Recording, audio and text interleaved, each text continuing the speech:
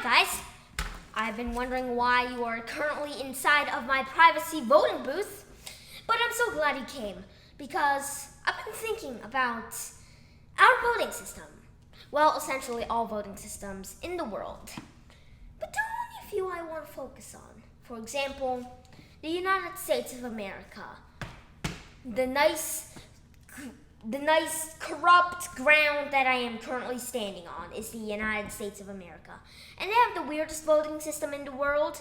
In other places, you just stick your vote into the ballot box and you have to wish that your vote is one of the most popular votes, so then your candidate will become president. But no, in America, instead, you just vote for somebody to vote for the president. I think this is a bit complicated. Why can't you just shorten one step, like get the middle stuff out? But they still do it like that, so I can't change anything because I'm a lowly citizen. You know that. But if you want to learn more, then you can go check out my video on that, which I did in a completely different place at a completely different time. But that one's pretty good, so go watch it. But not now, I'm speaking. And also after this, you're going to have to go get out because I don't want you to get arrested. But there's still something good about the Electoral College. The Electoral College, even if it makes the loser, the technical loser, into the winner, into the president, even if it does that, it does one thing.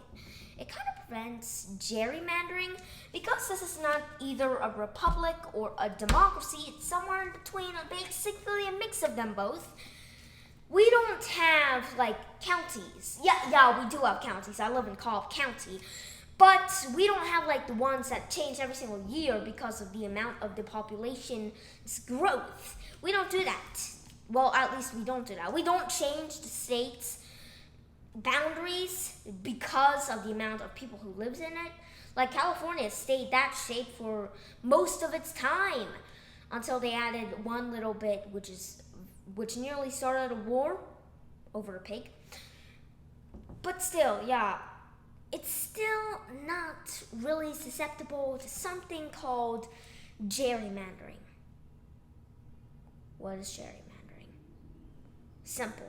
Just imagine this. If you have a bunch of counties which change in shape and size every single day or year because of its population growth, well, then you have to have somebody to decide the amount of counties and what it would include. Take this example.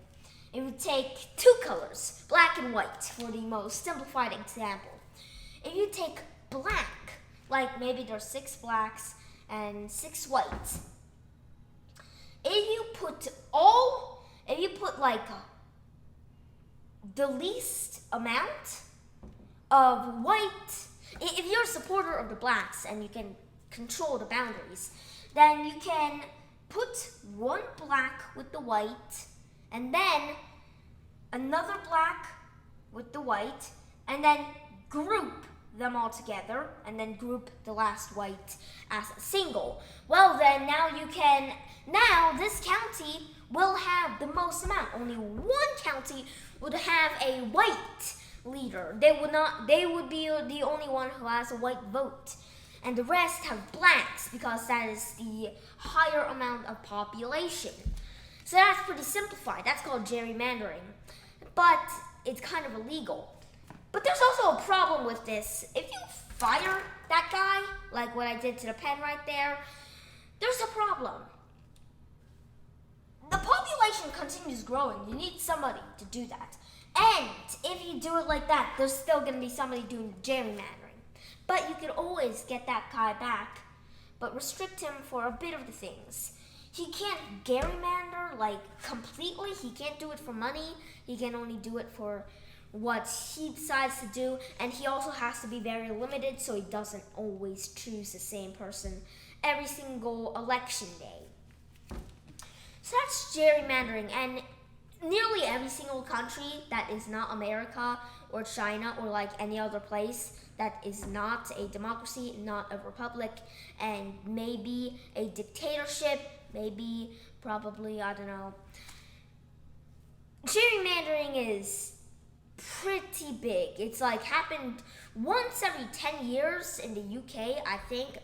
Again, I do not know any of this because I am not staring at the computer screen at exactly how many times gerrymandering has been ever used.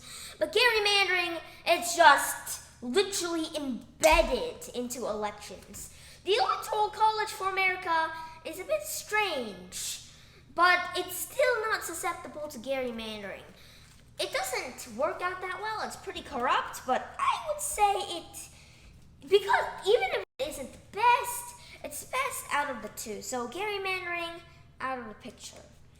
So I would choose the Electoral College. Now, I suppose that you should get out of my voting booth right now before the police come.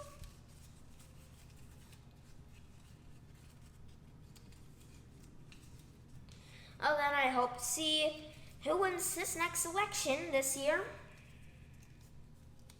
And hopefully we voted on the same person.